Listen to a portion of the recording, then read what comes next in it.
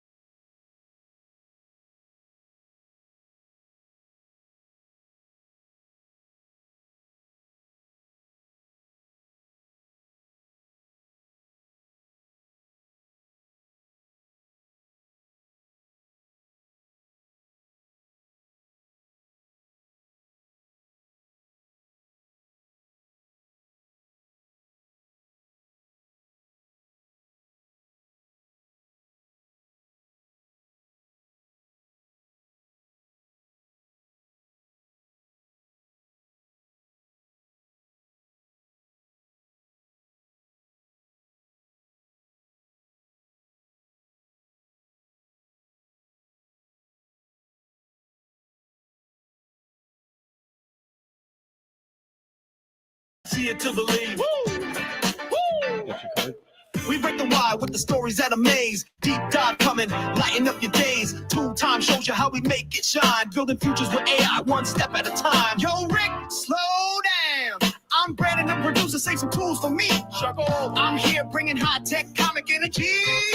AI TV, news TV, dives and creation TV. Learn, laugh, innovation TV. More human in the fight. Catch the spark, guide the way. Futures on our side. Oh yeah, it's AI TV time, folks. Experts talking, truth in the stream, dreaming bigger, living stronger, building the dream from therapy bots to AGI talk. We ask the hard questions. Fun fact, I sound exactly like this on microphone. We're gonna have us Catch me in the studio. lip syncing this puppy. We're gonna put this into Hedra, man. You keep threatening that. Yeah, I'm just gonna do it. I'm gonna surprise you, but I'm gonna clone your voice from all the YouTube videos so to make it for real.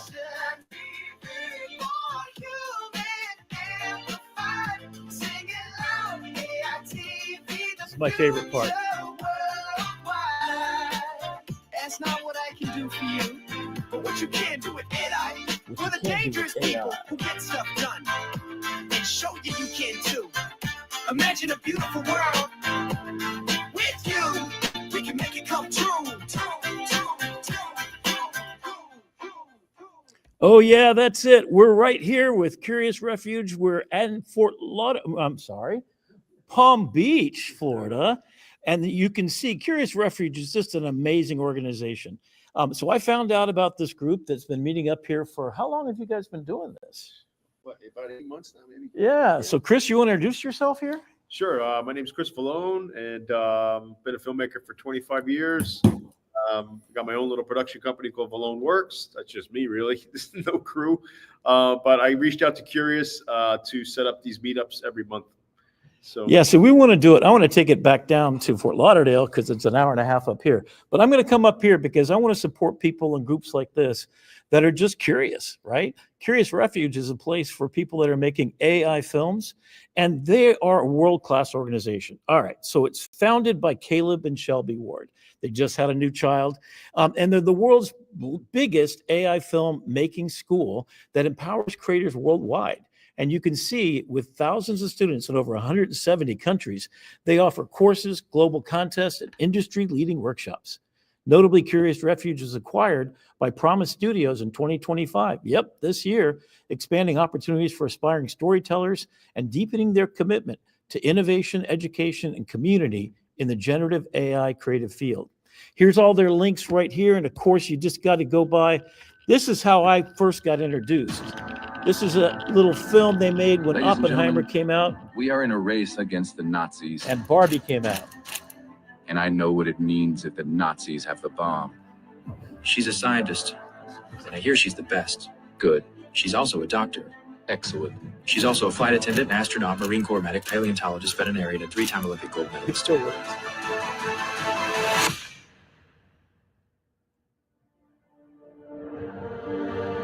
I see the bright pink glow of a new era. We imagine a future. And our imaginings look fabulous.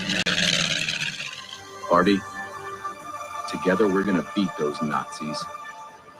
And we're gonna look so good doing it. Hey, Barbie, can I come to your secret laboratory later? Sure, I don't have any plans. Just giving humanity the means to destroy itself. Barbie, this candy we've been making is delicious, and it gives my skin such a healthy glow. Ken, that's weaponized uranium-235. You're probably gonna die in like 12 minutes. So you're telling me when I push this button, there's a chance we might destroy the entire world? Yeah, but only like 60%. Hit it, Ken.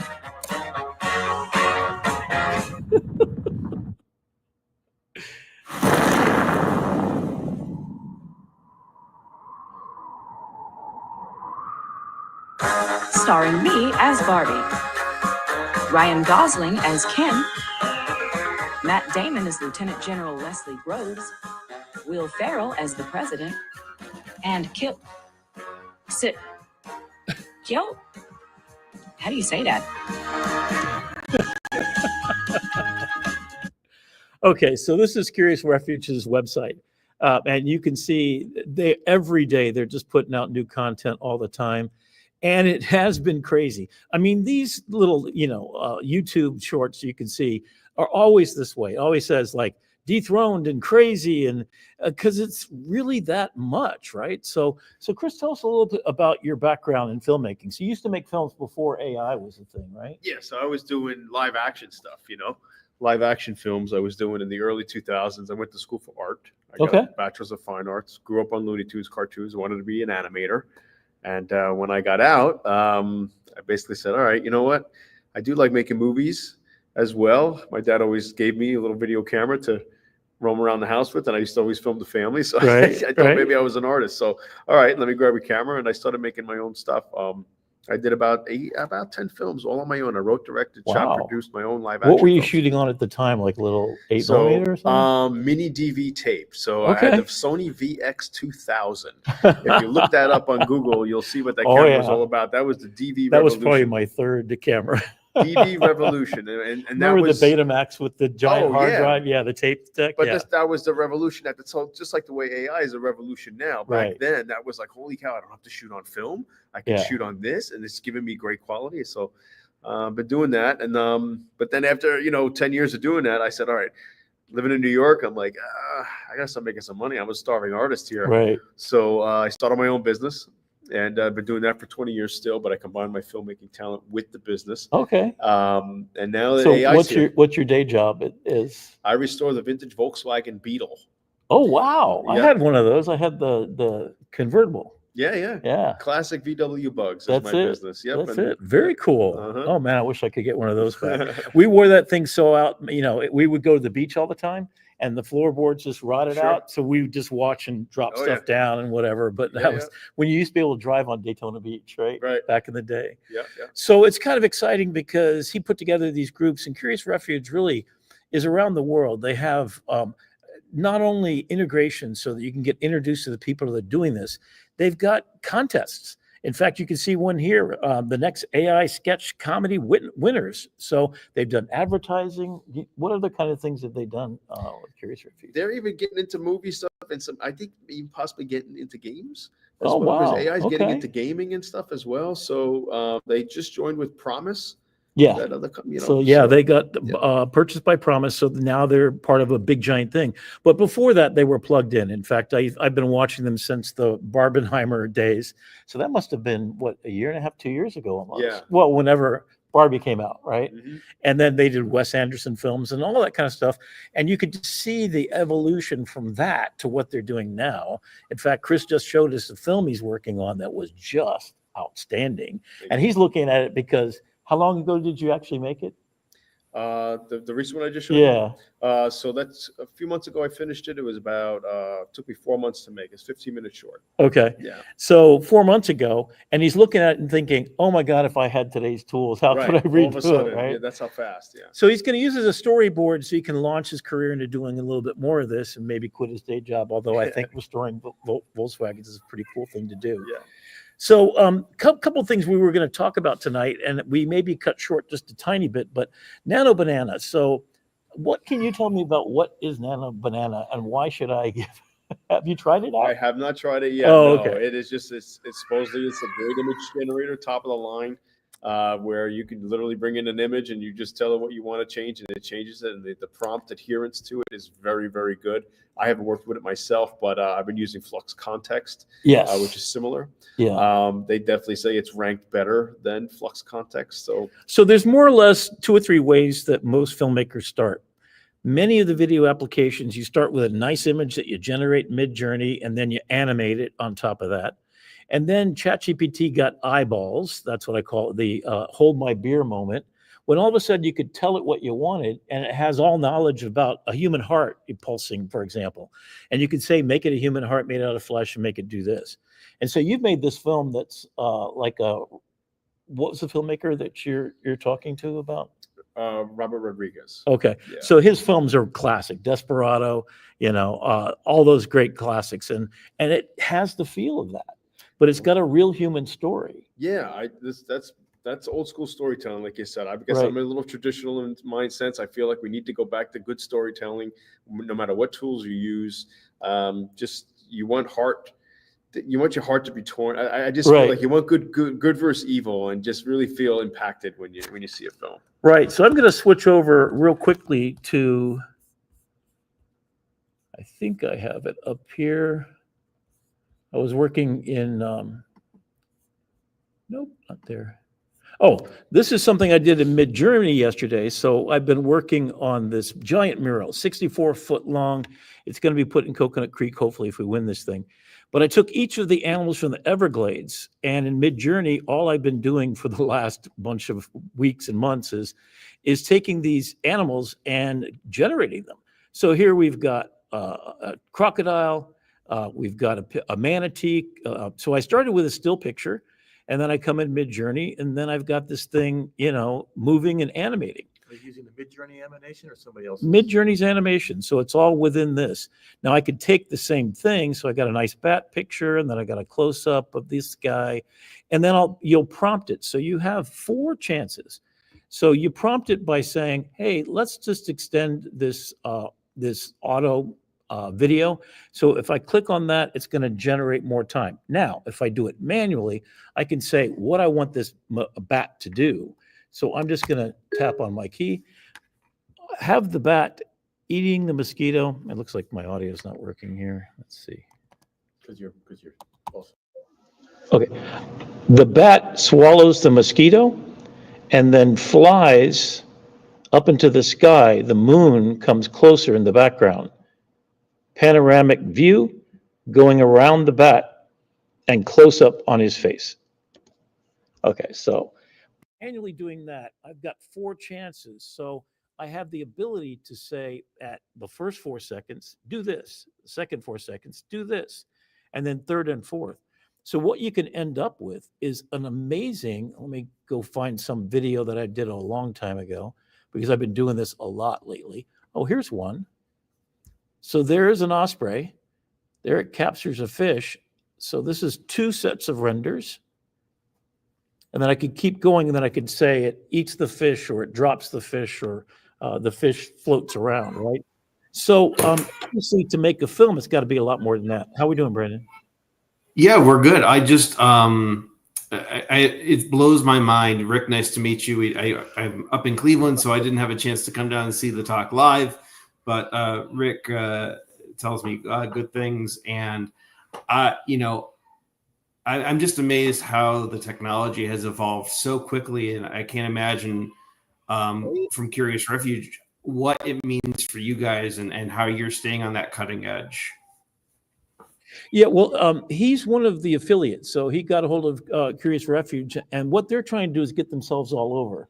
So occasionally Caleb has come down and been here before, right? No, not yet. No. Oh, Not yet. okay. They're looking about it. I think we need to get him down here. I think we're we the need to get a most- couple more 100 people in here, and then we'll get it going, I've right? been in communication with them, and at least they said like we have the most active group in the world, I think, with their meetups. Oh, okay. So he's hoping to maybe do something. Maybe they'll come down here one day. Who knows? They have like what 4 or 5 different course processes you can go through. Yeah. Mhm. And so they've got these pre-made kind of situations where they educate you about everything, but they're ongoing. I mean, so here's the story from my book called Imagine.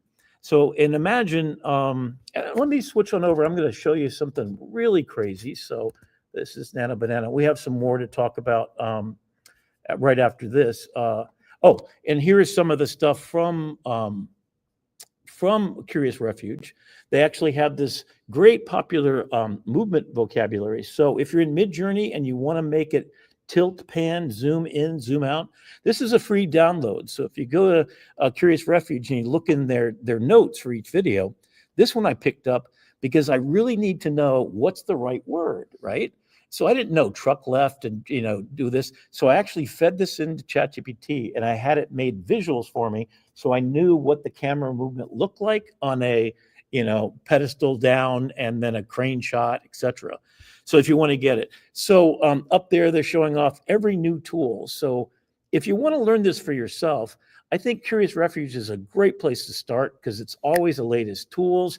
They're always click and do something exciting. Enter the contest. So you've entered some of the contests? Yep, their horror contest last year. The horror contest. Yep. What other contests have they had that you? The comedy contest that was here last time. Yeah, they had a comedy contest just recently. The one that's ending today, I think. Okay. Yep, Okay. the I skit can't comedy. wait to see. Do they have them archived somewhere so you can go take a look at these? I'm pretty sure if you go on their YouTube channel, I'm sure they have it all. Yeah. So that's definitely worth checking out. So I'm going to switch on over because there's something I wanted to. You think your picture is rendered yet? Oh yeah. Let's go In see how it fact, what turned I'm out. going to do is I'm going to go over to PowerPoint and switch my slideshow because where is it? Here we go.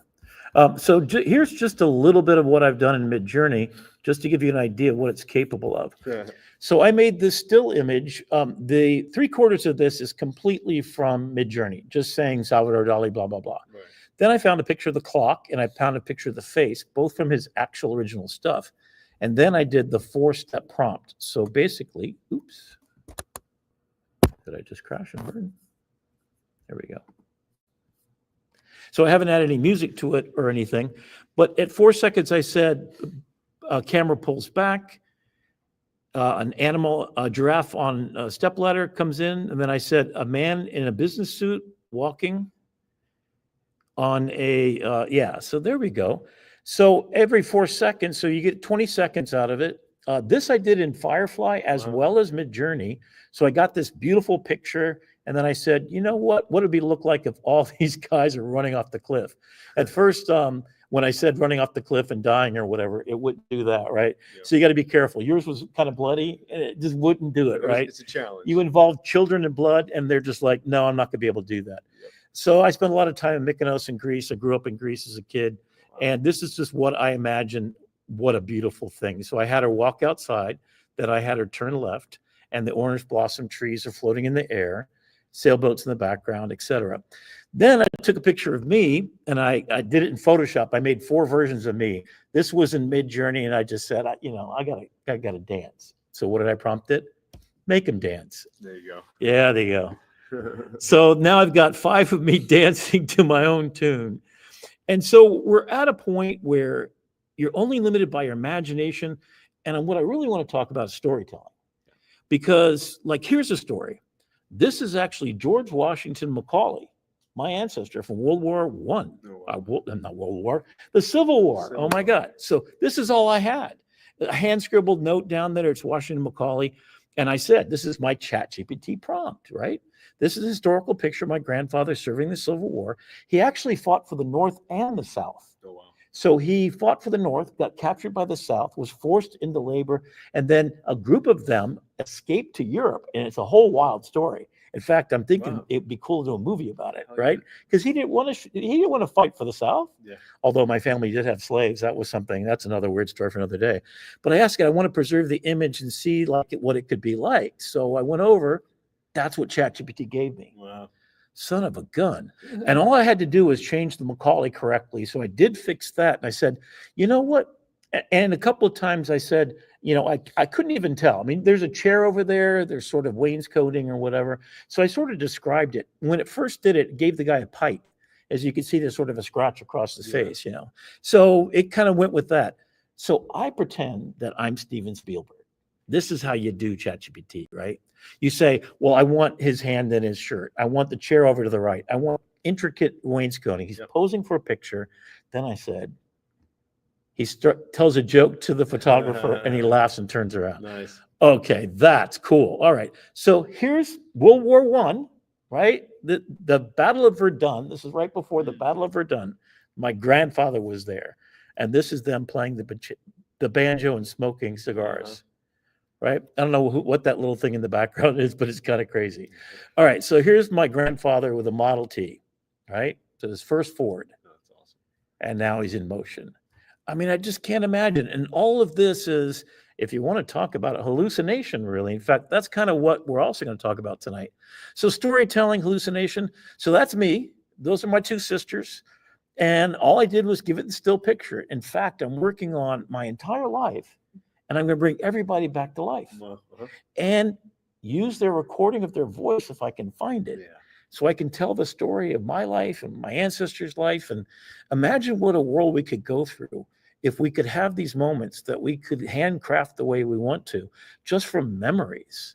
So we're really in a magical space of storytelling. And I think that's the big thing. I've been writing a lot about the idea that AI compresses by tokenizing and kind of like saying, this word's related to that, and the next word's going to be, right? We tell stories by, if I say Frodo, how many different words and how many different ideas and visuals come up with Frodo, right? So you got the hero's journey that Joseph Campbell's talk about. You've got Star Wars, and by comparison, you've got, which are all hero's journey, right? And you've got the Hobbit, this meek soul that was asked to save the world.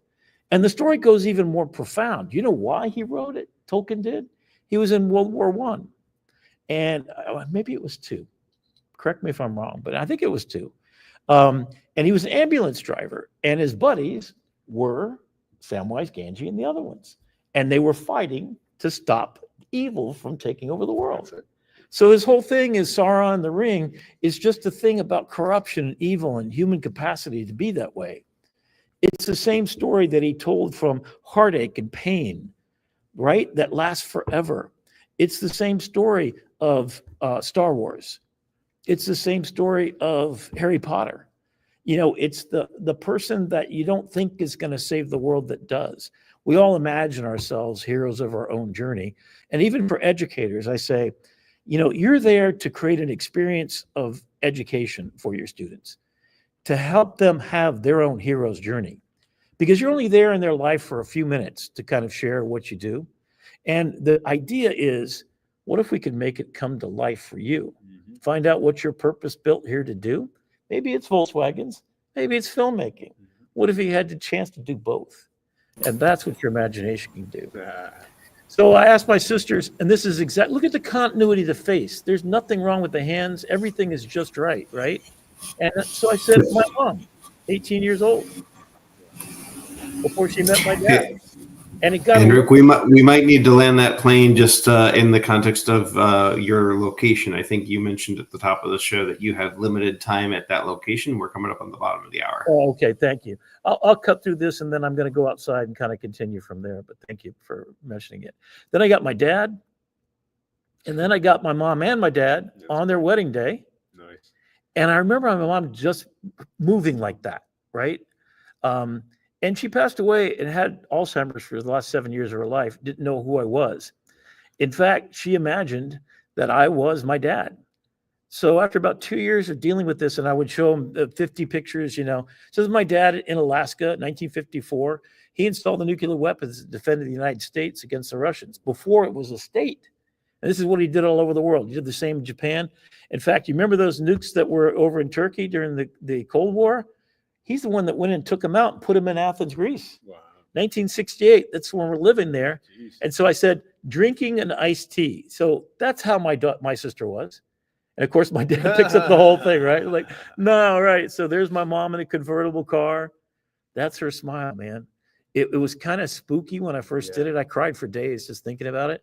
And then here I've got this story, this book that I'm doing, right?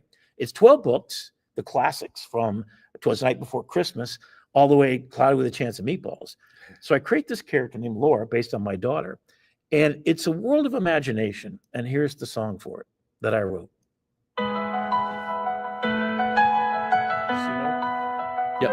Imagine a world where the stars shine bright, where dreams take flight in the golden light. Turn your fears into stories born, a world of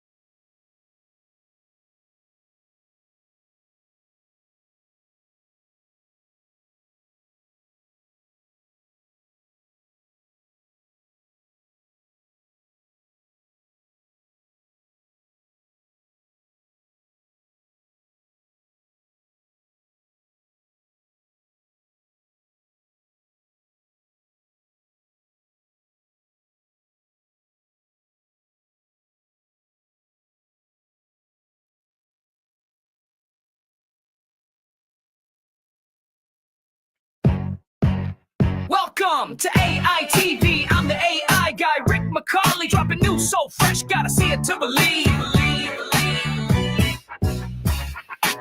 We break the wire with the stories that amaze. Deep dives coming, lighten up your days. Tool Time shows you how we make it shine. Building futures with AI one step at a time. Yo, Rick, slow down. I'm Brandon, the producer. Save some tools for me.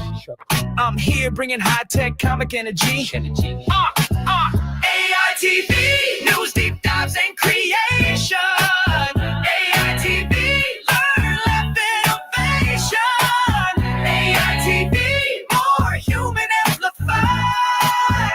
Catch the spark, ride the wave, future's on our side. We got experts talking, truth in the stream, dreaming bigger, living stronger, building a dream. From therapy bots to AGI talk, we ask the hard questions while we walk the walk. Yeah, I'm the voice of the folks at home. If Rick's too deep, I bring it down to the bone. AITV, news, deep dives, and creation. AITV, learn, laugh, innovation. AITV, more human amplified. Say it loud. ITV, the future worldwide. That's not what I can do for you, but what you can do with we're the dangerous people who get stuff done.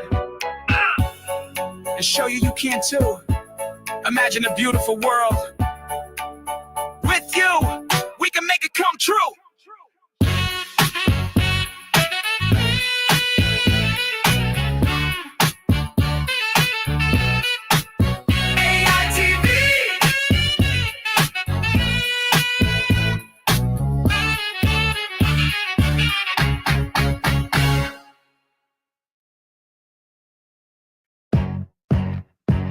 Welcome to AI TV. I'm the AI guy, RickMcCawley, dropping news so fresh, gotta see it to believe.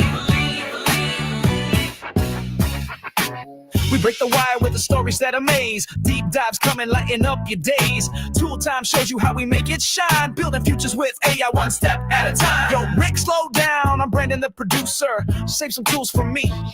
I'm here bringing high-tech comic energy. AI TV, news, deep dives, and creation. AI TV, learn, laugh, innovation. AI TV, more human amplified. Catch the spark, ride the wave, futures on our side. We got experts talking, truth in the stream, dreaming bigger, living stronger, building a dream. From therapy bots to AGI talk, we ask the hard questions while we walk the walk. Yeah, I'm the voice of the folks at home. If Rick's too deep, I bring it down to the bone. AI TV, news, deep dives, and creation. AI TV, learn, laugh, innovation. AI TV, more human amplified. Say it loud. ITV, the future worldwide. That's not what I can do for you, but what you can't do with A. We're the dangerous people who get stuff done. And show you you can too. Imagine a beautiful world. With you, we can make it come true.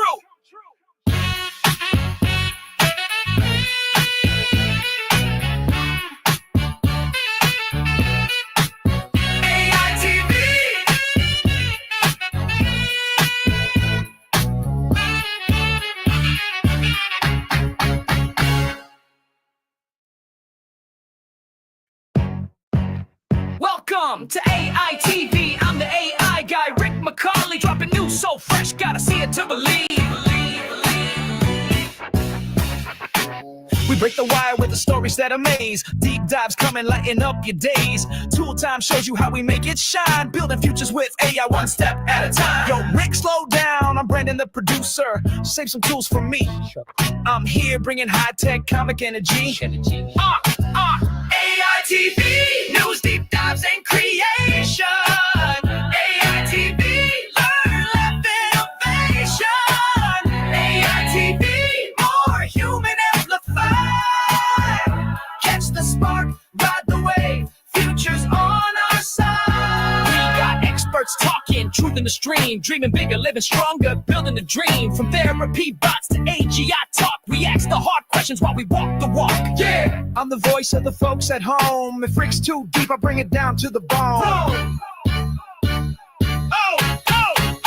AI TV, news, deep dives, and creation. AI TV, learn, laugh, innovation.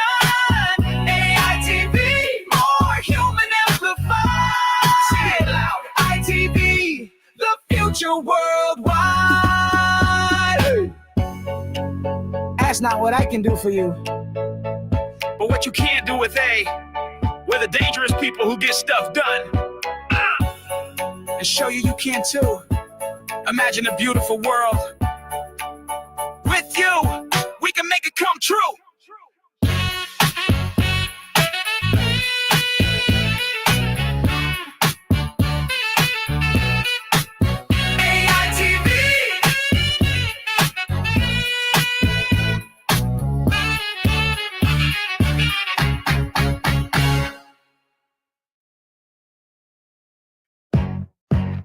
Welcome to AI TV. I'm the AI guy, RickMcCawley, dropping news so fresh, gotta see it to believe. We break the wire with the stories that amaze. Deep dives coming, lighten up your days. Tool Time shows you how we make it shine. Building futures with AI one step at a time. Yo, Rick, slow down. I'm Brandon, the producer. Save some tools for me. I'm here bringing high-tech comic energy. AI TV, news, deep dives, and creation. AI TV, learn, laugh, innovation. AI TV, more human amplified. Catch the spark, ride the wave, futures on our side. We got experts talking, truth in the stream. Dreaming bigger, living stronger, building a dream. From therapy bots to AGI talk, we ask the hard questions while we walk the walk. Yeah, I'm the voice of the folks at home. If Rick's too deep, I bring it down to the bone. AITV, news, deep dives, and creation. AITV, learn, laugh, innovation. AITV, more human amplified. Say it loud. ITV, the future worldwide. That's not what I can do for you, but what you can do with we're the dangerous people who get stuff done. And show you you can too. Imagine a beautiful world. With you, we can make it come true.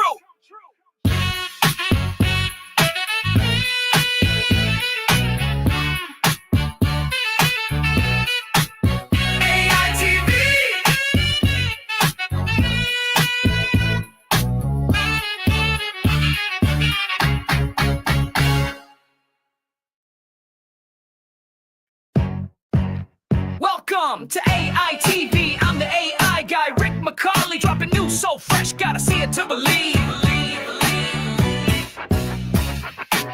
We break the wire with the stories that amaze. Deep dives coming, lighting up your days. Tool Time shows you how we make it shine. Building futures with AI one step at a time. Yo, Rick, slow down. I'm Brandon, the producer. Save some tools for me. I'm here bringing high-tech comic energy. AITV, news, deep dives, and creation.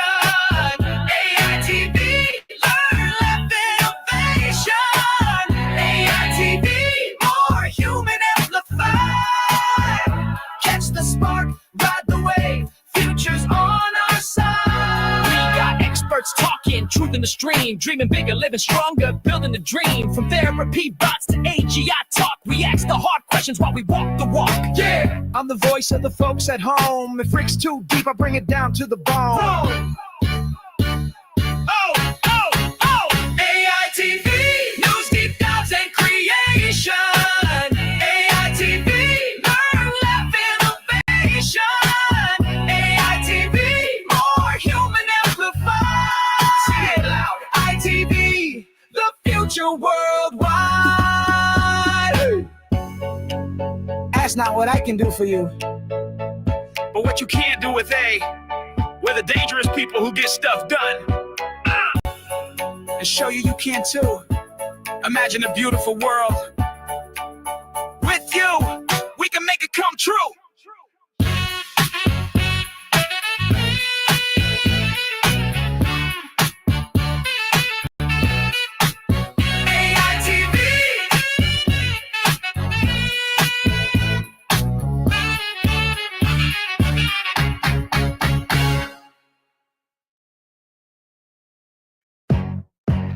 Welcome to AITV. I'm the AI guy, RickMcCawley, dropping news so fresh, gotta see it to believe. We break the wire with the stories that amaze. Deep dives coming, lighting up your days. Tool Time shows you how we make it shine. Building futures with AI one step at a time. Yo, Rick, slow down. I'm Brandon, the producer. Save some tools for me. I'm here bringing high-tech comic energy. AITV, news, deep dives, and creation. AITV, learn, laugh, innovation.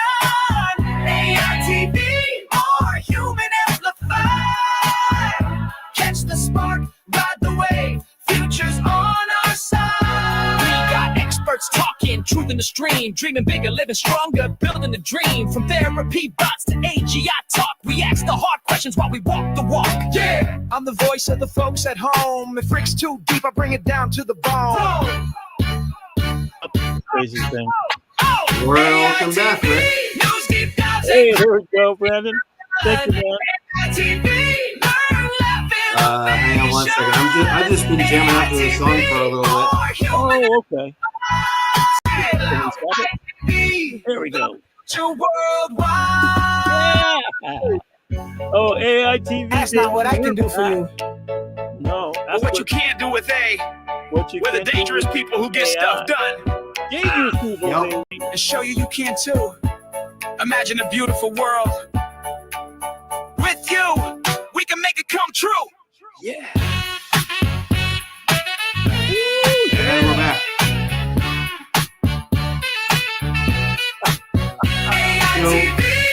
A couple of dangerous men in their car in the parking lot of the West Palm Beach. Yeah, I'm at the library, baby. They just kicked us out. They just can't handle us dangerous men doing these crazy things and stuff, man. Oh, wow. Okay. All right. So let's see if we can get back at it. I'm sorry about that. We got a little bit cut off just because the library shut down. They took away our Wi-Fi, but we're dangerous men. Yeah, it's hard to produce a radio online podcast without the internet. That's kind of one of the prerequisites, you know. Well, that's why I got a phone I can tether it to. So, you know, I'll pay that extra bit. So let's get back to where we were. So we're talking about Curious Refuge and stuff. So have you checked them out, Brandon? Have you ever used any of these tools, the video making stuff?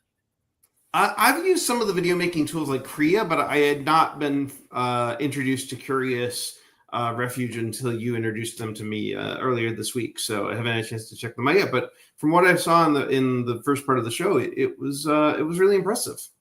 Yeah, and I mean they've been doing this for a long time. I mean they're the OG of this stuff, and they're in Hollywood. You know, although it seems like because of AI, everything's moving to somewhere else. Miami, I know for education. In fact, Miami-Dade is the hot spot if you want to get education and AI. And Jeff Bezos moved down here for a reason, baby. It's because AI is moving to Miami. You know, it ain't Silicon Valley. It ain't New York. It ain't Boston. It ain't Chicago.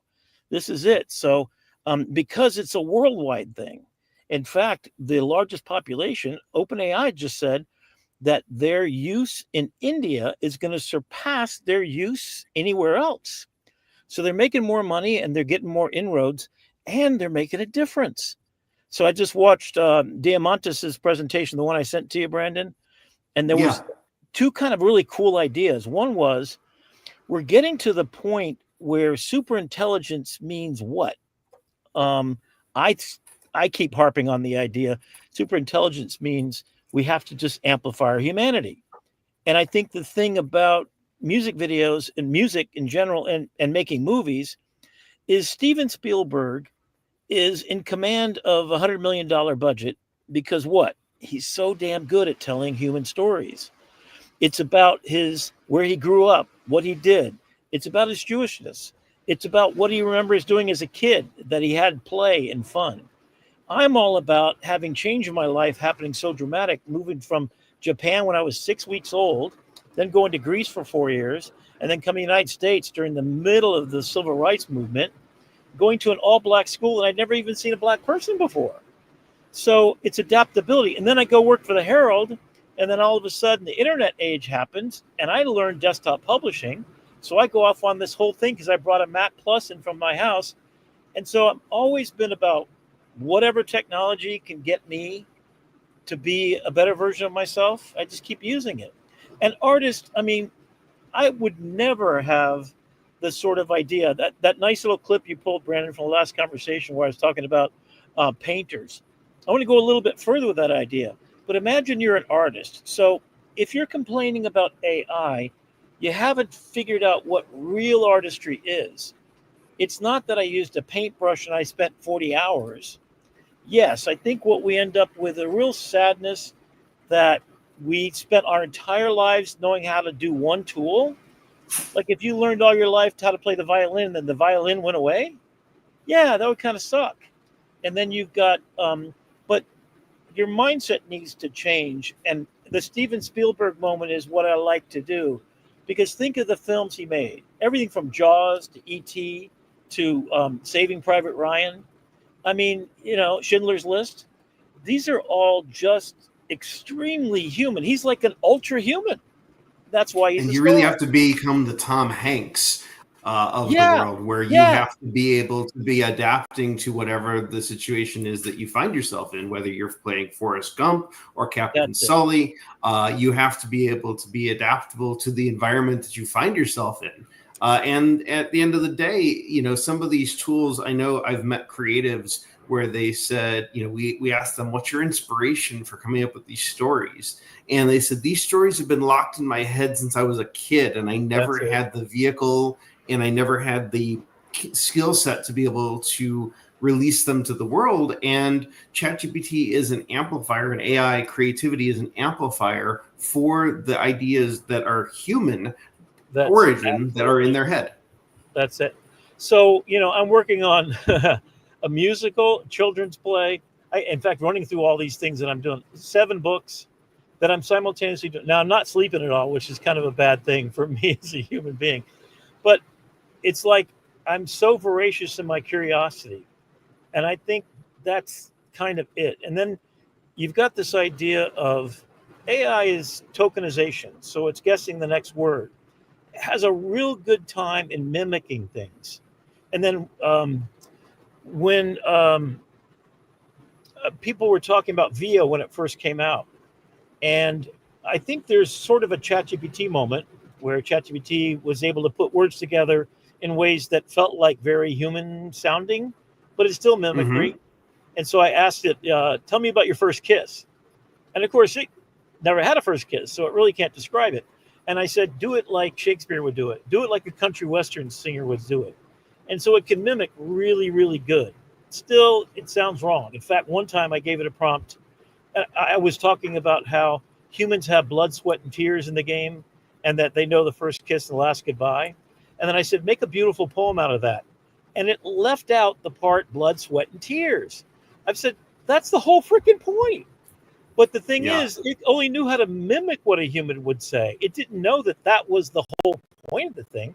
So then I had to instruct it how to be more human, right?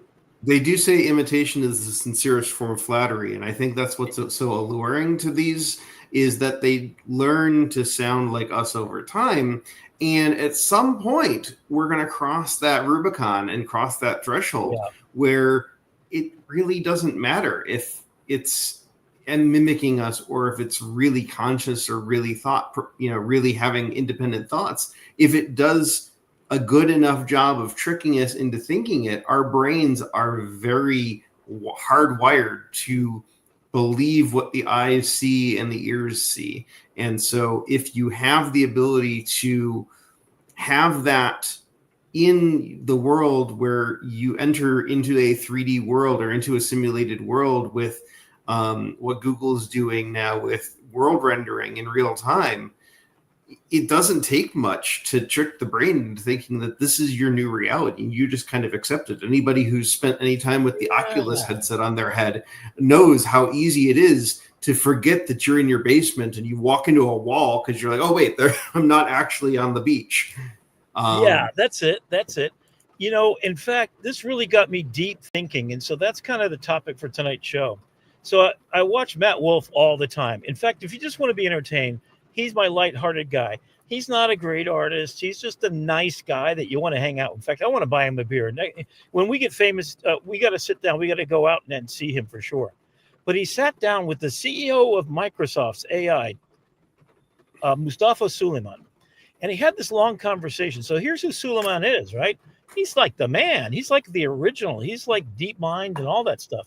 So he's like the original kind of guy in this area. So he started talking about this idea of the word hallucinations. So when you think, Brandon, about hallucinations, if you were a teacher at school, what would you think of the word hallucination? Back in the day, I would think about imagination and creativity, but it takes on a different context now. Well, yeah. So, and I posted this post, and you can kind of see what it is. So I looked at Shakespeare. He invented, I don't know, somewhere around 500 new words and phrases that never exist in the human language. Why did he do that, right? He did it because there wasn't a word to describe the things he had in his head. So imagine that you're an AI filmmaker. Well, let's extrapolate this a little bit further. And you want to create worlds and ideas that are inside your head that are dreams. Now you can actually manifest them. So, if you take Quentin Tarantino, he's got a mind like nobody else's, right? He knows, he listens to 1950s music all the time and 60s and stuff like that. And he goes to Japan and he finds some record and he turns it into part of his movie, right? He's a human being that's so weirdly human. It's like he's on a mushroom trip, So hallucination is the number one reason why college professors and K through 12 educators tell me when I go speak about, hey, you got to prep the world for tomorrow. I said, your responsibility as an educator is to get them prepared for their world. You wouldn't take away their phone today. You wouldn't take away the internet and say, you can't use your phone, you can't use the internet, and you can never use it for the rest of your life. They're never going to get a job where they don't have to use those tools that we now have. You can't undo it. And we're way past the undoing part of this. Now, we had 20 years to sort of like get our brain around this idea, right? So here's another version of the same hallucination. So I took that illustration that I did there in ChatGPT, and I said, and this is what Suleiman said. He said, like Suleiman at Microsoft says, it's the essence of creativity. So we take the word hallucination. That means it's making up something. Okay, if you're a teacher and it makes up that the Civil War started in 1920, you're really messed up. If you're a lawyer and you're appearing in front of a judge, that actually happened. He got disbarred, right? Because he didn't fact check. So, but it so happens we've gotten to a point we've engineered probably to the, at a certain point, we were 40% of everything you came out of ChatGPT was a hallucination. Now, if I'm working on a creative film or creative storytelling, I love that. To me, it's like a mushroom trip, right? If on the fact you're a precision. Not that you would know what that's about. Right. No, I would know nothing about that. The 60s were pretty good to me, but I was only 10, so I wasn't quite there. But so if we go from the extreme, so hallucination is a word that's extremely important if you're a lawyer, if you're a doctor. But you know how there's a temperature setting? What does the temperature setting do in Gemini? I noticed they brought that back where you can change the temperature. What is that? Yeah, so temperature is basically just creativity and how much hallucination you would allow the model to have. There you go. So what is reasoning? So if we extrapolate now, so 3 years ago, I would say, hey, in the schools, especially K through 12, you don't need to even be using this at all unless you use it behind the scenes to grade papers quicker or to do something, some task you have. You want to make an outline better. You want to help it. Ideation is what I use it for. How do I teach this class on exposure triangle for photography again without boring myself to death? And then I'll actually do a presentation. Well, I'll record everything I say in my normal class, make it better. Give me a tight 20 that I can explain this, and then find me 5 YouTube videos that explain shutter speed, aperture, and ISO, the 3 components. So then the student gets back, and then I say, put it in Spanish. All right, so there's my student in Spanish who's struggling with English a little bit, didn't understand what I said. So I've got all my notes. In fact, I always turn on my phone. I just hit record on my Apple. I copy and paste the notes into ChatGPT right afterwards. Within 5 minutes, I put it on the OneDrive, and they have handwritten notes that are they're better than I said it, right? Because I go ahead and for anybody that's on the Android side of the coin, we do have a recorder app. I think it's a Pixel exclusive right now from Google, but we have a recorder app that you can, it does the same thing. It records notes in the background. But I noticed today for the first time that it's giving you the ability to take the audio and transcript from that recording and inject it directly into NotebookLM. So they're starting to blend their worlds and products together with the Pixel 10. Yeah. So the cool thing so I've been doing this for the last year. And at first, when I went to ChatGPT, I did a 2-hour lecture one time. It went way longer than it should have, really. And then I copied and pasted, like literally. For you? Get out of here. I don't believe it. No, I did it. I got proof. And so I did this 2 hours and 30 minutes is the longest one I've ever done. And literally you record it, and then you go to the top right-hand corner and you hit transcripts, copy. And then I go ChatGPT. So I had to go over to Gemini because I did 2 hours and 30 minutes. We were talking about a huge project, and it's over the next 16 weeks, we're creating this duplicate of planet Earth called Imagination. We can get into that later. It's going to be part of a future show I'm going to do.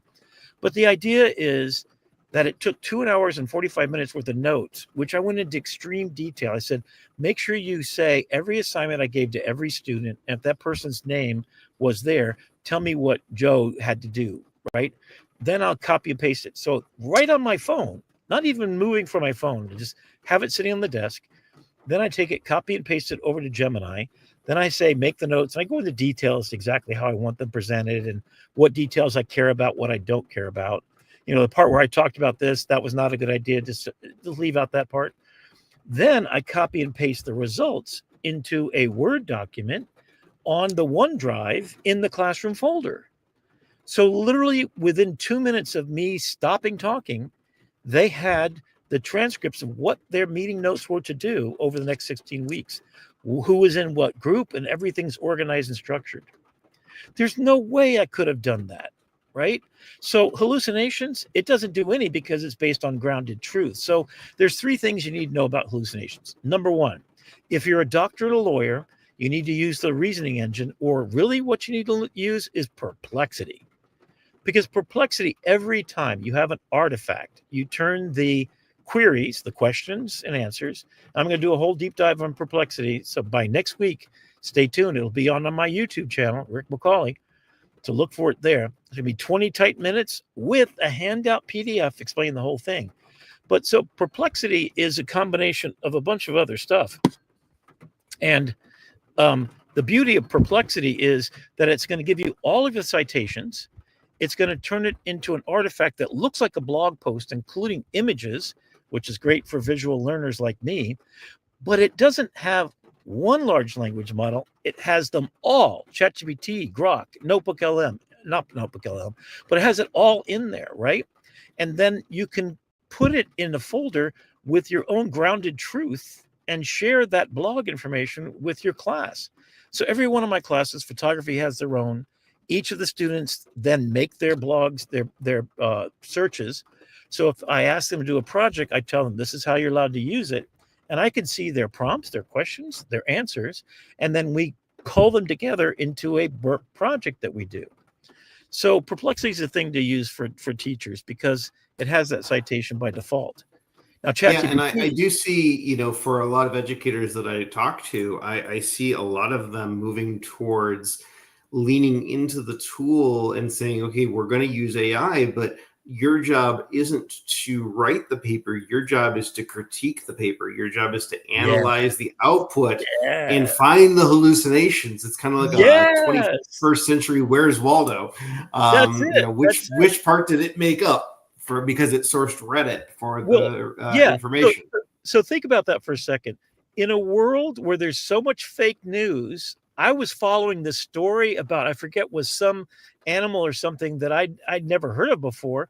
It ends up being completely hallucination by AI on purpose by somebody that wanted to get clickbait, right?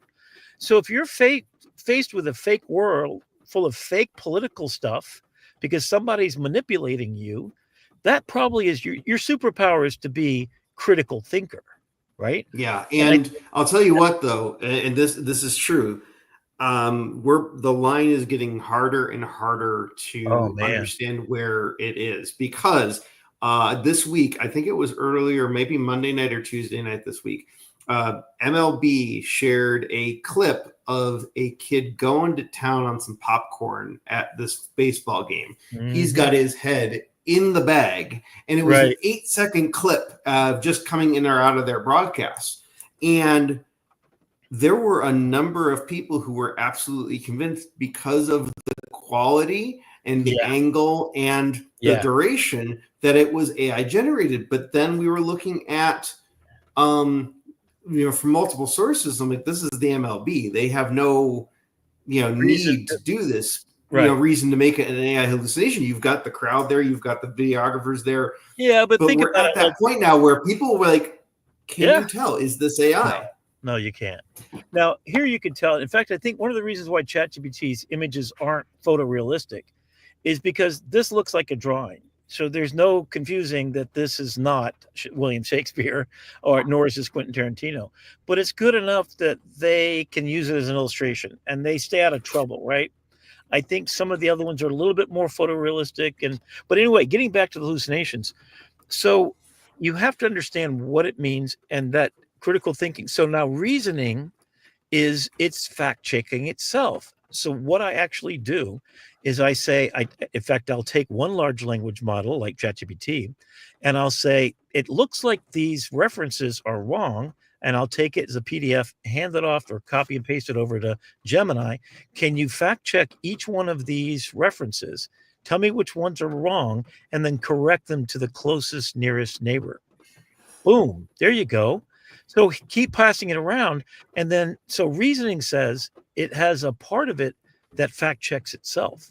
So if you actually say to ChatGPT, spend a long time, you put it in deep reasoning mode, do research this topic, and then you also go back, and I think you should always go back and do it again.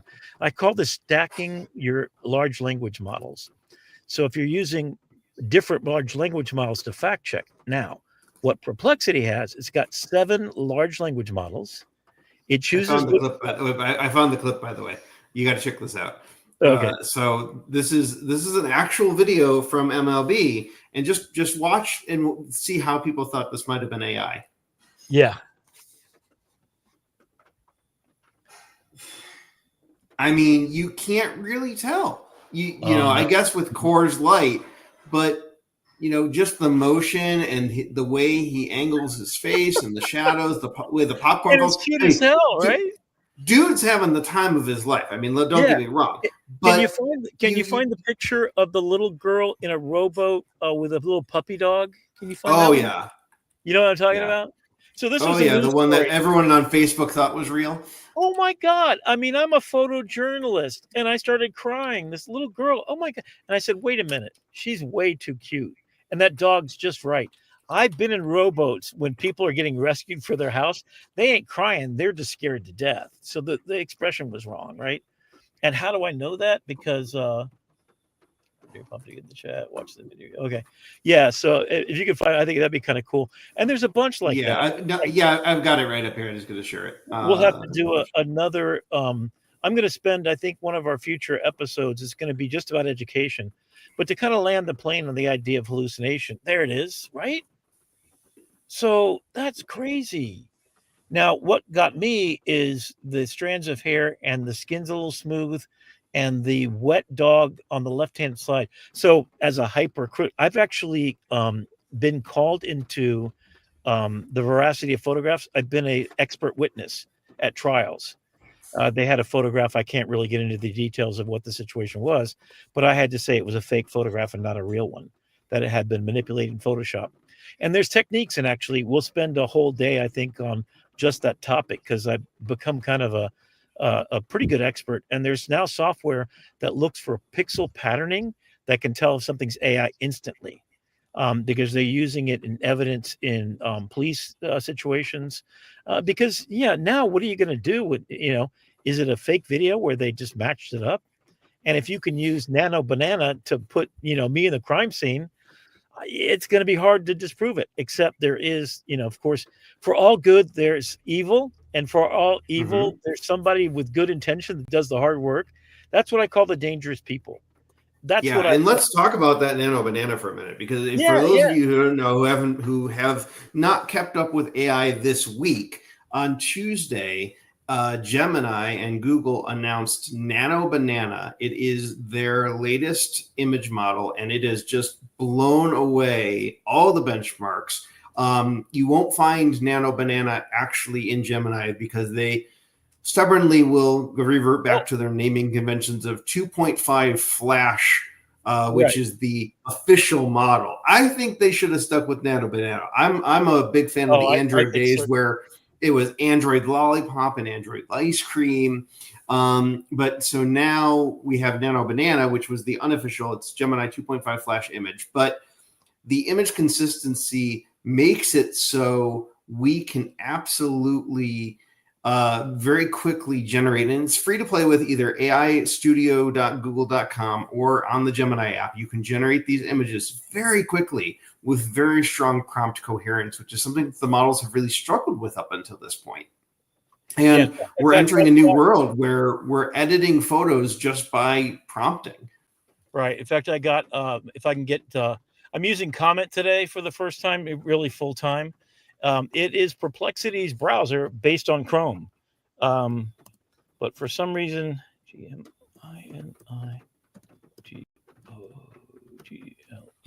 And I actually redid, so here we go. So I'm going to bring up what I just did today. Oh, no, it's taking me to Perplexity for some stupid reason. If you're using Comet as Perplexity's browser, if you click on that first link, it should take you to Google Gemini. But it's going to try really hard to get you to use Perplexity because it's Perplexity. Yeah. Just like Chrome really wants you to use Google. But that's a story for another day. Yeah. In fact, you don't have a way to actually bring my thing up, do you?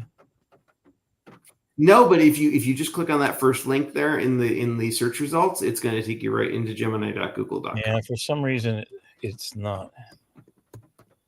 But I took what is going to be. Yeah, let me see. Go ahead and keep talking to me, and we'll try to get there. Yeah, right there. There you go. Now we're in Gemini and 2.5 Flash. Hello, Rick. I love that they have personalization. And how do I get to what I just made today? That's the other problem. It should be there. It should be in your recent history. And that's the thing. Everybody does things a little bit differently with these models, but they're all copying each other. You know, it's like a Coke versus Pepsi situation. And any of your information, any of the images you generate are now stored in your library. And so you ChatGPT, but not in Gemini. Is it? Right. Yeah. No, not in Gemini. But everybody is now doing deep research. Everyone's now doing agents. Everyone's not doing images. And so, you know, what we're seeing here is we're going to start to see the normalization of this as these tools become more commonplace. We're going to start to see more and more people using them, experimenting with them, being exposed to them, not even realizing I'm not using AI, I'm using Google.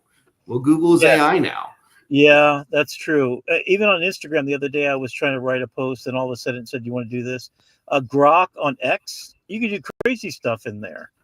My favorite pastime now is tagging Grok. And for those of you who don't know this, if you're on Twitter or on X, as they call it now, you can ask Grok questions and it will respond to you with tweets or zeets or whatever they call them now. So if you see something on Twitter and you're like, hey, I want to know more about this, you can say, hey, at Grok, Grok, explain this to me. And a few seconds later, you'll get a tweet reply from the AI that knows the context of what you're talking about and gives you that answer.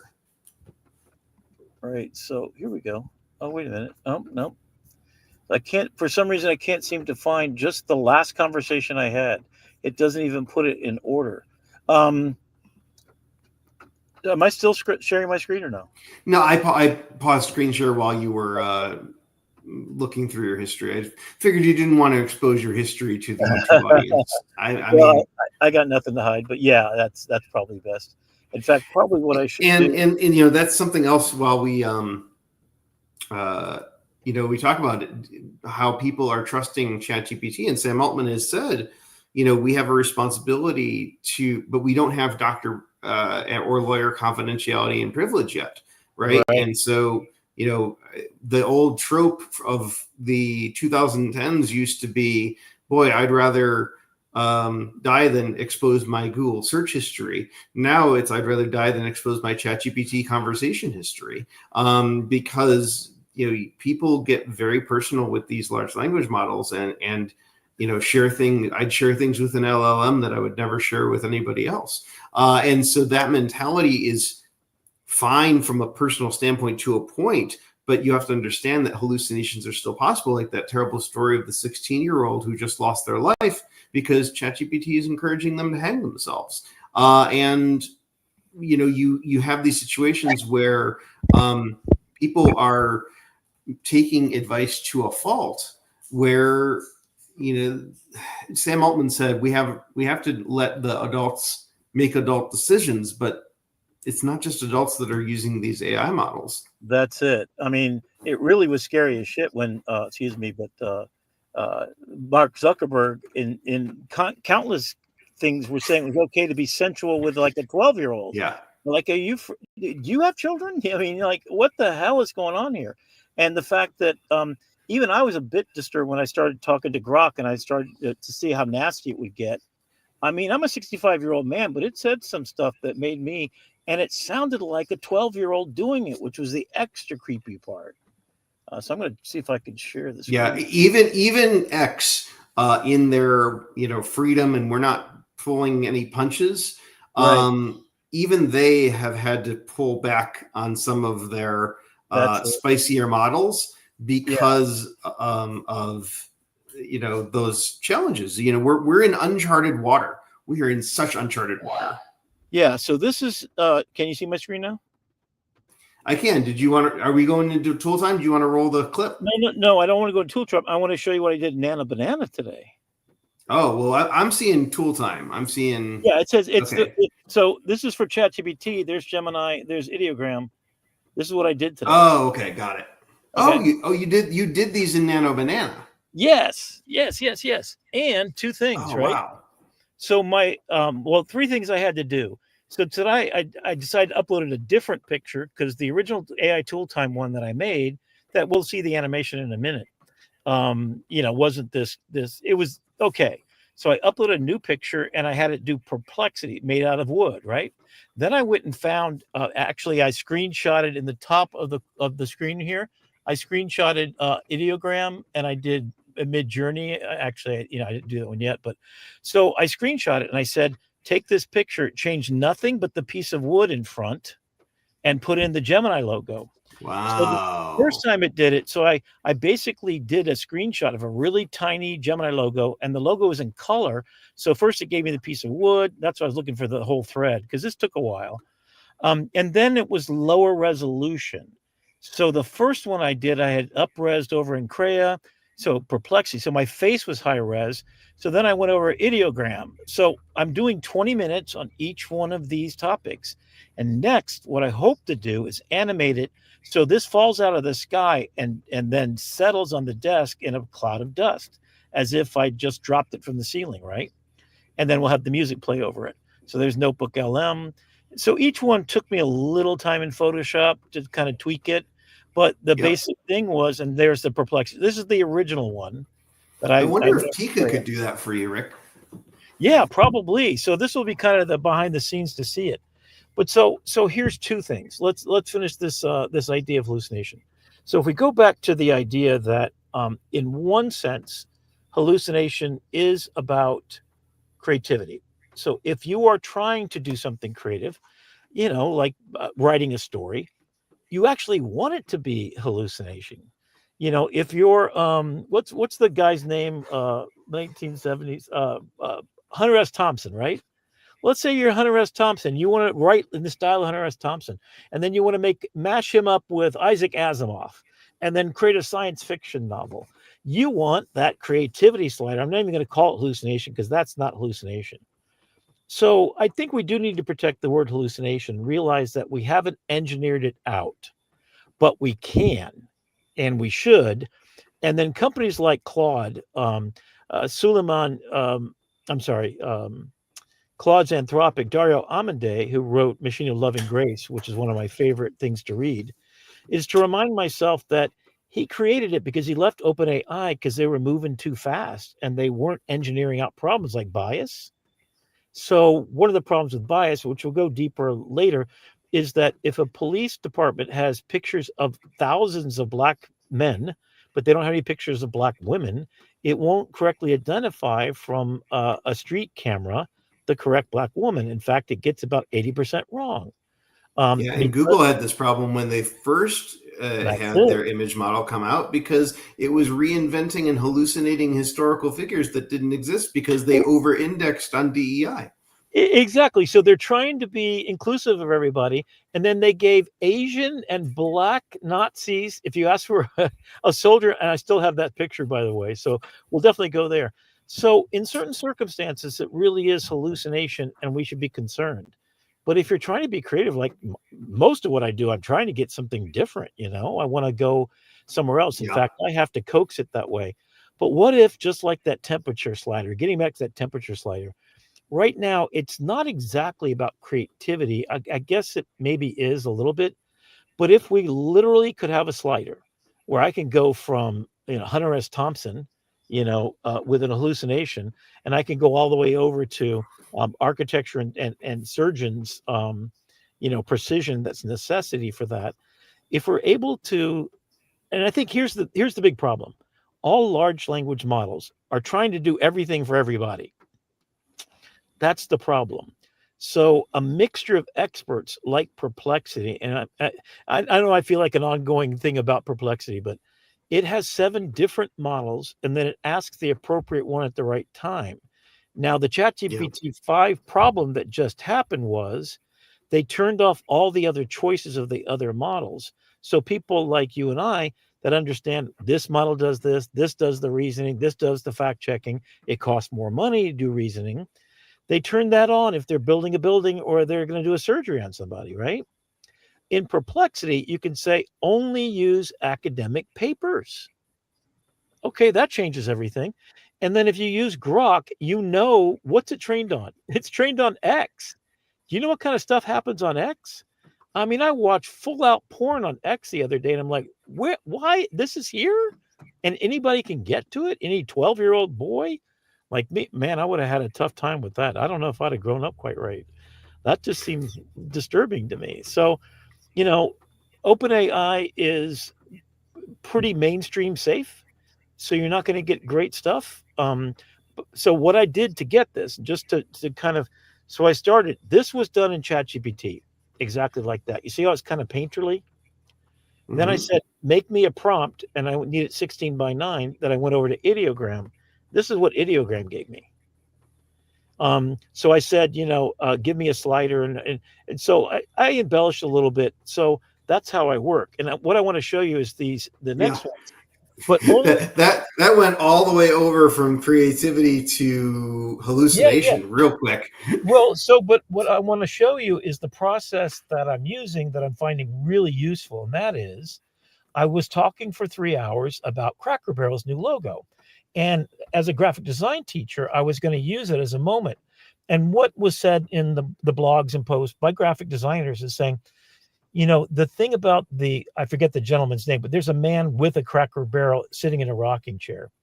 Basically, the owners of Cracker Barrel took Grandpa out back and shot him dead. That's how I kind of looked at it. And so I took my blog post, which I was going to write anyway, just as a words, right? So whenever I make these blog posts, I want to understand what's going on. And it started talking about memory and how we tell stories through emotional relationships. So if you've ever been to Cracker Barrel, you sit there on the porch in the rocking chair. And I went there as a kid, and I went there with my kids, and they would go in there, and you had a general store. So the country store is what you walk into. In there, you can get, rock candy on a stick. You can get little pinboard games, and just like the kind of stuff you used to get back in the 1800s. I mean, it's just a really charming place to go. And you walk through that, and then you go sit at a table, and they have this little tic-tac-toe board, right? So it's memories of my kids that if they shoot Grandpa and they throw away the store, it ain't Cracker Barrel anymore. So I started thinking through history. And so what I did is I said, give me other instances where this is true. People tried to rebrand something and it didn't work, right?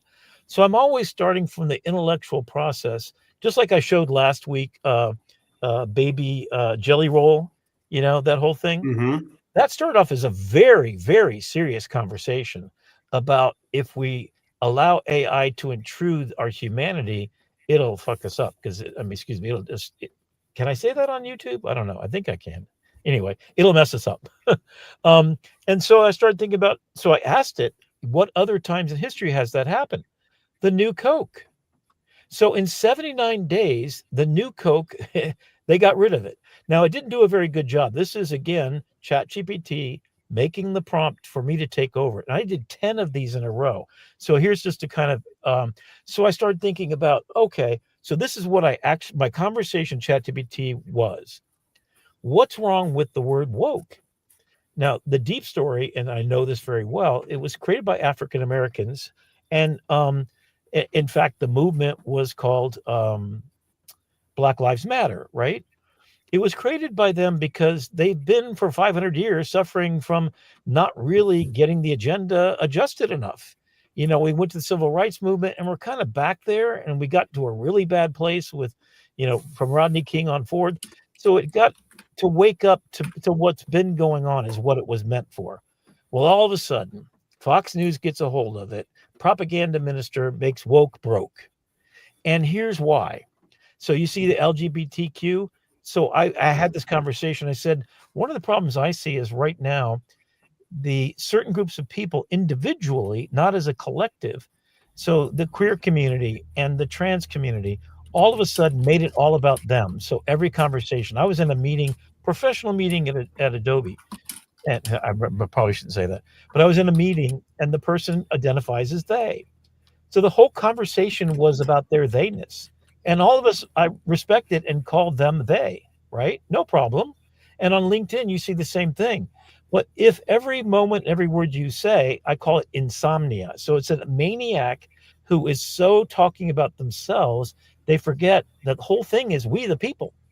So my whole movement is, okay, so then I said, what happened? Oh, hang on one second. If you want to go back one slide, I do want to call out because please. You know, some of these, and I don't know what model you used to create this image. I mean, it's a very evocative image, and you know, this is ideogram. So ideogram, if you're not familiar, it has the ability to do text really well, and you know, so what we're having, because you know, AI is a lot of times surface level fun, right? You know, we can have banana, we can have nano banana, we can have all sorts of fun.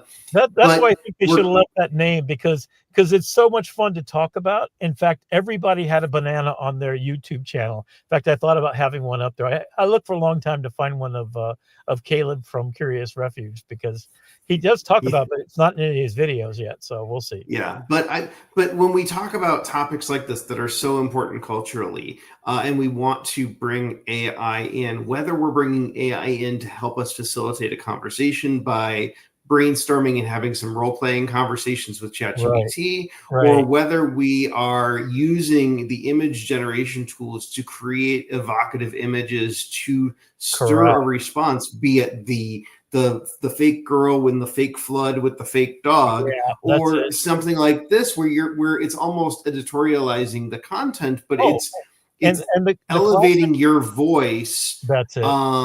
To there's figure out how to tell your story creatively.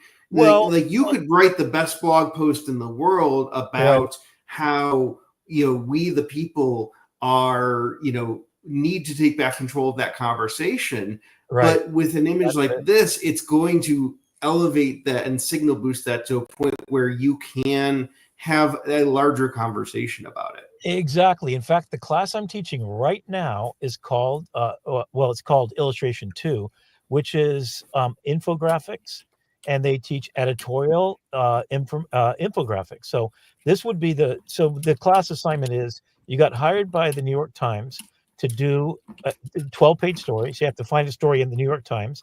Then you have to illustrate it with something that would be New York Times worthy. So I've gotten really good at this. And I mean, there's no, even the best photography, I'd have to hire these people. How would I possibly do this any practical? So I had over a 2-hour conversation about each one of these, where I'd go into details. And I said, it's LGBTQ plus. And then I said, it's like adding another car on the train.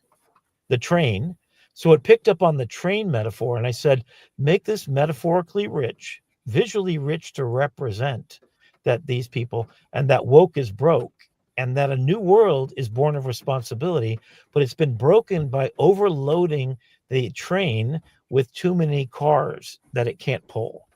So and on the next slide, I think you have an image that talks about our responsibility within this conversation to have those larger conversations. But again, imagine this being on top of your LinkedIn post, or in a Medium post. Well, and I want to give it to the Democratic Party, because they haven't figured out. So we the people is we the people. If you're a trans person and all you're talking about is being a trans person, that means no other conversation gets had, and you forget that your isolated thing is just part of us as a conversation. But so imagine this, the word responsibility. You remember the word hope was used in the Obama administration, right? It kind of worked really well, except when hope didn't deliver, because hope gets to be something that's impossible to achieve. But responsibility, if you told the Republican Party, your new logo is responsibility, that would be Lincoln's Republican Party. They would use the term responsibility. You can't break it. There's nothing bad you could say about it. Because you said, oh, responsibility is stupid. No, you can't say that, but you could say woke is stupid, and you could turn it into this ridiculous thing. You can also say, oh, that's communist or it's socialist, when socialism just means that you care about other human beings. So the language is being used to break itself very, very adeptly with what I would suggest to you is Hitler's playbook. It is Joseph Goebbels' 13 ideas of propaganda took woke and broke it. But if there were Democratic parties, let me take it one step further. So this is what I asked for: American flag with a giant responsibility, kids all standing around taking responsibility for their future, 7 generations forward thinking. Wow. And then I said, the responsibility party, united we stand. So and then I said, okay, Democratic Party, responsibility party, united we stand, divided we fall. Where have we heard those words before? So here is a gorgeous illustration. This only took me 3 times. So I had, and I think it's important to call out that you can do this regardless of your political affiliation. Yeah. You can put this content out and generate this content in a way that is responsible for whatever purpose you want. I mean, this is responsible because I was a Republican when I was first out of college. I believed in capitalism. I just have seen what's happened, so I have a difference of opinion. But literally, I can illustrate anything. And then, so the school shooting happens the other day, right? What was it? Just yesterday, right? Another one. It's terrible situation. A couple thousand. So you remember the Charlton Heston saying, "Out of my, is he dead or is he still alive?" He is no longer with us. Okay. So guess what? In my storybook, so I tried this, the Second Amendment gets basically burned because it was for a militia group. It was never intended for you to have an AK and go into a kids group and shoot them up. So I decided to take it. So here's Charlton Heston. He's dead and buried from my cold, dead hands. Well, yeah, it's now time. So I'm suggesting, and again, this is my political leanings, and I respect that you have differences of opinions, but use AI for the purpose of supporting whatever you're trying to do. I learn as a visual learner, and I'm really good at storytelling because I spend my lifetime as a photojournalist. So I have to go and get one picture that tells the whole story. So this is the one picture that tells the whole story. So imagine melting down all the guns, changing the Second Amendment to the right to bear responsibility. And then to use the words right from his mouth, from my cold, dead hands. And since he's dead, might as well take the opportunity to change this amendment and put it in the charge of human beings, right? And then the responsibility part. Did you know that we, the people, the Constitution, Benjamin Franklin and Thomas Jefferson talked to the First Nations people, the Iroquois Nation, who 7,000 years ago came up with this idea that you are born of responsibility, you stand on the shoulders of your ancestors who you must respect, and you must make every decision as a council thinking 7 generations past yourself. That's what we ought to be. Now, if you change the Democratic Party instead about me, me, me, and the Republican Party about me, me, me, perhaps we would think about those beautiful people that come from some other country and want the same opportunity that my Irish ancestors got. And then we might think about what responsibility we have to make sure the richest people aren't so damn rich that the poor people don't survive. Every great politician has said this. Be judged by your least able people. If you stop them from succeeding, all boats must rise for us to take the responsibility.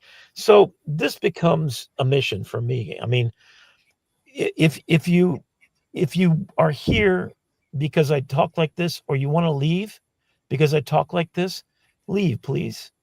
Because I'm about those people like Brandon, who's generous to a fault, who would always take care of someone who needs help, an old lady crossing a street, just any simple kindness. I teach not because I have to. I calculate, you know what I calculated?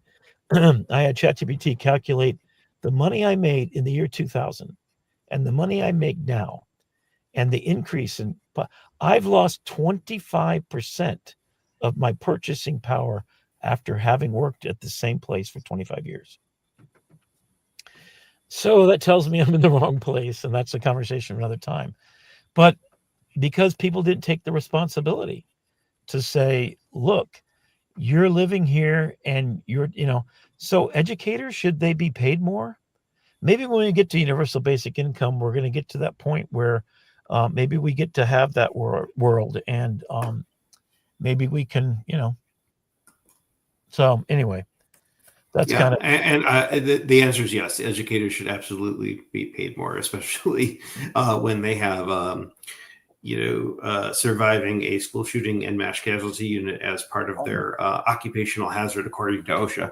So I think if we bring it around, everybody's got a story to tell, right. And whether that story is one that's creative or one that's political, AI is helping us influence the story and help us signal boost the story, empowers the stories that we have inside of us to share them with the world.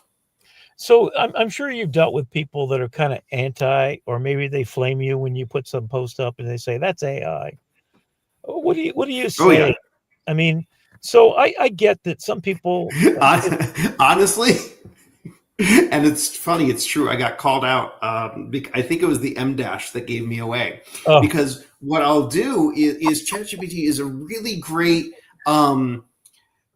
interpreter. And so, because I'm all about the conversation, I firmly believe that we all have, a right to freedom of speech. And, I disagree with what you say, but I defend to the death your right to say it. There you go. Thank you for saying I have people. And I'm sorry if anybody was offended by my opinions. Those are mine, and they're not necessarily Brandon's. Although, I don't know. But that's it. But that's what the Constitution's about, right? Go ahead. I'm sorry. So what I can do is I can take our conversation, our back and forth banter on the social media platform, and throw it in ChatGPT and say, hey, I'm dealing with somebody who is diametrically opposed to me politically, but I want to reach across the aisle and find common ground. So help me. Here's what I want to say in my entrenched, one-sided opinion. Help me reach across the aisle and translate this in a way that is going to resonate in the middle. And it will do a really good job of, and then I take it and I wordsmith it and I say, no, I wouldn't say that, or I wouldn't say it that way, or that's going too far, not far enough. And then I take that, and that's my response to the person. And, eventually that's what leads to more dialogue. And so they says, you used AI to write that. I'm like, I used AI to help me write it, just like you use spell check to help you spell check it. Yeah, I think that's where the wall seems to get. People that have already entrenched themselves in not liking AI and think it's going to take their jobs, which potentially could happen. I think that's even more reason. If you're an educator and you think it's going to take your job, then double down on the humanity part, right? So even what you're suggesting, you're being very generous. I actually, I had 3, like the number of dates I've been on, right? So I get on Match, and like 30% of 50% of the women are ardent Trump supporters. So I just kindly say, no, thank you. Or I'll actually add that in my blog post. But then, so I met one woman and she seemed really reasonable. So we had a conversation and started talking with her. And then I asked ChatGPT, what can I do to, like what you just suggested, right? What can I do to have a conversation with this woman? Because she's attractive and she seems reasonable, educated, so what do I need to understand that I'm not quite getting? And I think for people who are disenfranchised in America because of that woke agenda that kind of broke the back of the Democratic Party, where it's fractioned and it's not people that you're used to being around. And then you got another party that says, We hate that your jobs got sent overseas. We hate that immigrants are coming in and taking your jobs. So if you are a reasonable person, you can kind of see where you might like that conversation because the other one's not having a better conversation. So it's the lesser of two evils, right? That great line from Master and Commander that I love. It's the lesser of two evils. Anyway, look it up online. No, but so what is that, Brennan? How do we, because we are at a place where it's really nasty out there. Do you just walk away from situations if you're not? Do you ever get in a place where it's just, I mean, I do that on social media. I just don't even start to engage. I will engage to a point, but if it no longer feels like a productive conversation, we get to a point where we agree to disagree, and I take the high road. Or you could be Gavin Newsom and just emulate everything that the other side is doing and throw it back as a mirror in their face and be their chat GPT. I watched him. Oh, I'm in love with this man. He's crazy. He screwed up. He's done some bad things. But he seems like he's kind of rising to the moment a little bit. I don't know. AOC has been my person up to now, but I don't know.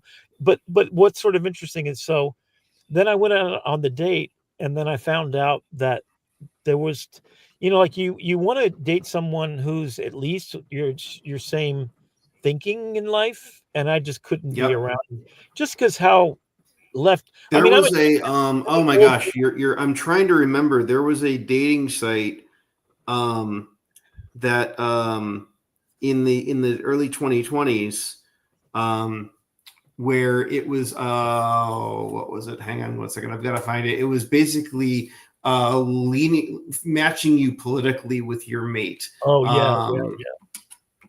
And so I thought that was a great, incredible idea. In fact, what got me off of eHarmony is you could put it in your profile, I will not date a Trump supporter. You could put it like that. But there was no way to block them from even showing up. So I literally got carpal tunnel. And I'm not joking. I would go through 6,000 swipe lefts to get 3 swipe rights. And then I started a conversation. They don't speak English at all. And I actually went on a date because this woman had used an AI or something like that to translate in such real time. I thought it was her talking to me. Then I get to the date and she puts her phone down between us at a right. So I've got 2 sites as we tried to thread the needle. Oh, cool. If you're leaning left, we've got liberalhearts.com. A progressive dating site for single Democratic, green singles, Green Party, anti-war ecology, social justice, animal rights, and vegan lifestyle. And then if you're on the other side, there is the Right Stuff, a dating app specifically for conservative individuals, co-founded by a former Trump administration official, aiming to connect users with similar political views and values. But we're starting to see this where our political identities are becoming part of our persona and our dating persona, and so the even Bumble and OkCupid are starting to do this now. We could have a whole nother conversation about AI and relationships, and we might have to bring Dr. Claire back out for that one. But I think a dating app person, or I know a couple of people that actually work at dating app companies, and we're designing one called True Date. So I think it's a future one, but I think that's a really good topic. And Brandon, I gotta say, man, I just love you because I'm a 65-year-old single man. And the reason why I'm not going to waste my time with someone who doesn't believe like I do, I ain't got that much time to convince them to change. And I just don't want to hassle with it. It's like if they're a smoker, I'm sorry, it's just not for me. So next, And I met my wife on JDate, and that was back in 2007. And we're like, do we tell people the real story? Do we come up with a fake backstory? And so, that back then it wasn't as accepted as it is today that you meet your significant other online, although it was really funny. Before I met my wife, I was on eHarmony, which is matching you based on 27 points of compatibility. Yes. And it matched me with my high school crush who had absolutely no interest. And I'm like, see, I told you we had 27 points of compatibility. I knew it. I knew it. Oh, you want to grab coffee? And she's like, no. Okay, we're doing this next time. We're doing a whole dating thing. And I know that, but you should tell it. So here's the most amazing thing. My ex-wife comes down for Thanksgiving. I'm going over to the parents' house. I get on my app, and she is the top person. She's single, and she matches with me. And it was on eHarmony too, I think it was. Oh my God, that's great. Oh, it was Match.com. That's what it was. Holy cow. So that's another future episode. So let's land this and wrap it up here, Brandon. So the big takeaways is hallucination is really only a super bad thing is if you're a lawyer, doctor, and you really depend upon it. And what you do is you use the right tool or you stack them so they check each other's facts. Just be a critical thinker and thinking every time it's going to hallucinate. Don't be that lawyer that goes into the court with, completely convinced, because it can convince you anything is a fact. And we've seen that with that picture of the little girl that I, as a photojournalist, that girl hugging the dog. It took me 2 minutes. And then I finally said, nope, that ain't right. And what I do, and what you might try yourself, just as a home remedy, copy and paste the picture over in ChatGPT, look this up and tell me, or go to Snopes, SNOPES. They are journalists who purpose-built to do this on every picture like that goes viral. And then you could say pants on fire is what they call it, right? When it's a lie. And it does the whole I will tell you one thing so I love Snopes. I use Snopes to help educate and get clarification on things that aren't necessarily real. But anymore, Snopes is having trouble keeping up because there's so much disinformation. Yeah. A new one that I've found that has helped me in certain situations, GenSpark. GenSpark is one of those Chinese models, so be careful what you talk to it about, because the Chinese government is always listening to GenSpark. But GenSpark.ai has a fact-checking agent. They've built a specific agent that you can give it some information. You can give it a website, you can give it an image, and you can say, can you fact check this? And it'll go off and it'll do the research for you and come back with a, this is real, this is not real, or this is partially true. And so in an age of disinformation and AI hallucinations, I think tools like that, where we can use the AI to gauge the AI and keep us in check with reality and grounded in truth, are going to become so important. Yeah. So those watching out there, I want to talk about something that Brandon and I talked about last week. And it's the idea that no matter when you're on social media, add value to the last person's idea. So I'm going to add value to what he just did, which added value to what I just did. So we're all generous people. Ground, Ground. It's an app that actually analyzes every news story as to left-leaning and which place it is and everything else. It's like $10 a month, and you're helping journalists get to the ground truth. That's the idea of the website. That I subscribe to because I think like Snopes and other ones.